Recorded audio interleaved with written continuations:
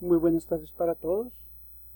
Mi nombre es Gustavo Enrique Salinas Álvarez y voy a presentar la tarea sobre el foro de contextualización contable 1.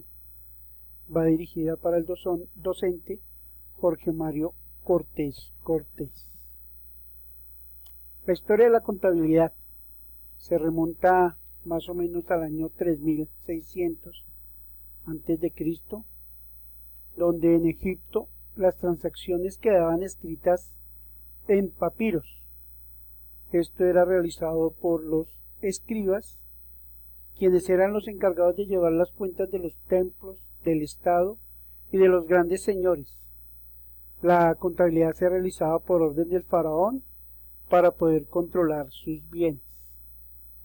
De igual manera, en Grecia, los banqueros llevaban fundamentalmente dos clases de libros de contabilidad: el diario y el libro de cuentas de clientes. El orden y la pulcritud con que se llevaban las anotaciones hizo que la exactitud de estas llegara a ser reconocida por la ley, que otorgaba a los libros de contabilidad un valor de prueba principal. En Grecia utilizaban para llevar el registro contable los libros que se llamaban efemérides. En estos libros quedaban registradas las donaciones y bienes que se poseían. Ya en el continente americano, una de las grandes culturas fue la cultura inca, que utilizaron algo que se llamaba el quipus. El quipus era un sistema de contabilidad que se basaba en una serie de cuerdas de diferentes colores, sujetas a otra, sobre las que se hacían nudos diferentes a distinta distancia para representar objetos y cantidades. Los incas utilizaron este método para llevar registro de las transacciones de los bienes que se poseían. Según los estudios, utilizaban un sistema decimal y para ello existían varias clases de nudos en representación numérica. Y ya para las operaciones utilizaban la yupana, que era una cuadrícula dibujada en el piso, y allí realizaban las operaciones matemáticas. Esto es un cuadro más o menos que nos refleja la historia de la contabilidad, donde podemos ver que en la antigüedad se utilizaba la escritura pictográfica y jeroglífica. Se utilizaban tablillas de barro, escritura coeniforme, sistema de pases y medidas, posición y registro de cantidades. Se utilizaba el papiro, y ya en los grandes señores utilizaban las monedas. Ya para la Edad Media aparece el desarrollo de la numeración arábica. Esto ayudó muchísimo a que la contabilidad progresara. Ya en la época del Renacimiento viene el registro con la partida doble y la invención de la imprenta. Luego viene la Revolución Industrial, donde se le da una validez oficial a la profesión contable, y de allí surge también la industria y el mercantilismo. Ya no es en nuestra época contemporánea, se empiezan a crear los reglamentos contables y unos reportes contables con mayor calidad. Y ya en el nuevo milenio, la globalización de la economía y la internacionalización de mercados financieros ha hecho que la contabilidad siga progresando. Continuamos con: ¿la contabilidad ha tenido o no una evolución importante? Al inicio de la contabilidad apenas se le da relevancia solamente a lo que se ganaba y a lo que se gastaba. Con el pasar de los tiempos ha influido bastante la creación y utilización de la numeración arábiga y la invención de la imprenta.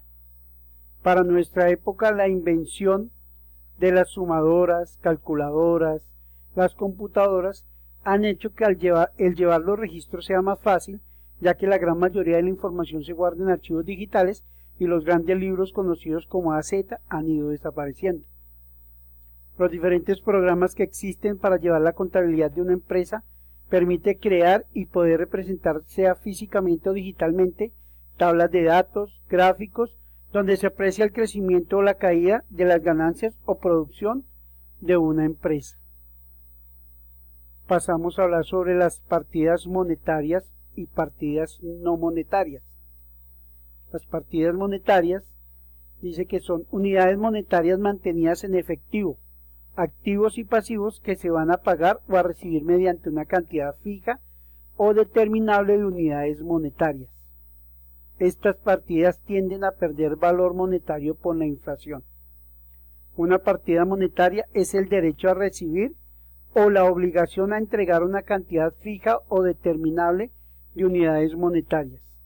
Algunas partidas monetarias son en activos, el efectivo, los préstamos ampliados y cuentas por cobrar. Y en pasivos, dividendos por pagar, impuestos de ventas por pagar y cuentas por pagar.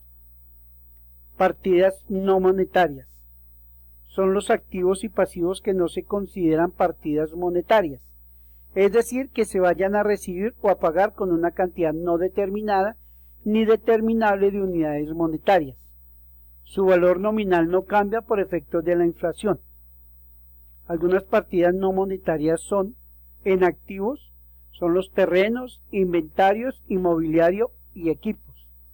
Y en pasivos, ingresos cobrados por adelantado, impuestos diferidos y anticipo a proveedores. En las normas internacionales de información financiera, las NIF, son normas contables emitidas por el Consejo de Normas Internacionales de Contabilidad, la IASB. Son creadas con el propósito de uniformizar la aplicación de normas contables en el mundo, para que sean globalmente aceptadas, comprensibles y de alta calidad.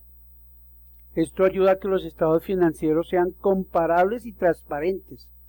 Esto ayuda a que los inversionistas y participantes de los mercados capitales de todo el mundo puedan tomar decisiones. En el marco conceptual de la IASB, dice que el objetivo de los estados financieros es suministrar información acerca de la situación financiera, actividad y flujos de fondos de una empresa. Esto con el fin que sea una información útil para la toma de decisiones por parte de los usuarios. El marco conceptual de IASB afecta a todos los estados financieros elaborados con propósito de información general y es aplicable a todo tipo de sociedades o grupos industriales, comerciales o de negocios, públicas o privadas. Como usuarios de los estados financieros, se entiende que serán todos aquellos que utilicen la información financiera para satisfacer sus necesidades de información. Entre estos se encuentran los inversores, los empleados, prestamistas, acreedores comerciales, clientes, gobiernos y organismos públicos, y por último, el público en general. Las características cualitativas de los estados financieros son comprensibilidad.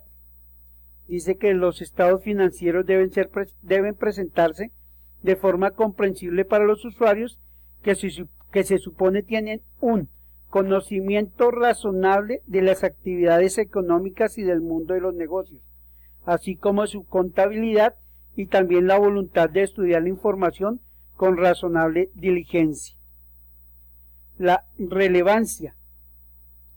El IASB define la relevancia de la siguiente forma. La información posee la cualidad de relevancia cuando ejerce influencia sobre las decisiones económicas de los que la utilizan, ayudándoles a evaluar sucesos pasados, presentes o futuros, o bien a confirmar o corregir evaluaciones realizadas anteriormente. Dice la fiabilidad.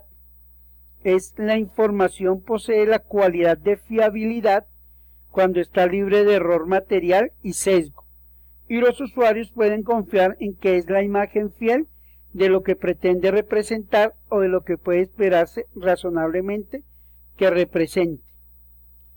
Y la comparabilidad. Los usuarios tienen que ser capaces de poder comparar los estados financieros de una empresa a lo largo del tiempo y los de empresas diferentes entre sí. Para ello se exige que el usuario conozca los criterios que se han seguido al elaborar dichos estados. Esta es pues mi tarea. Espero haya cumplido con los requerimientos. Solo me resta, pues aquí tenemos, antes de terminar, los sitios donde me basé para poder elaborar mi trabajo. Solo me queda desearles muchas gracias y muy buenas tardes.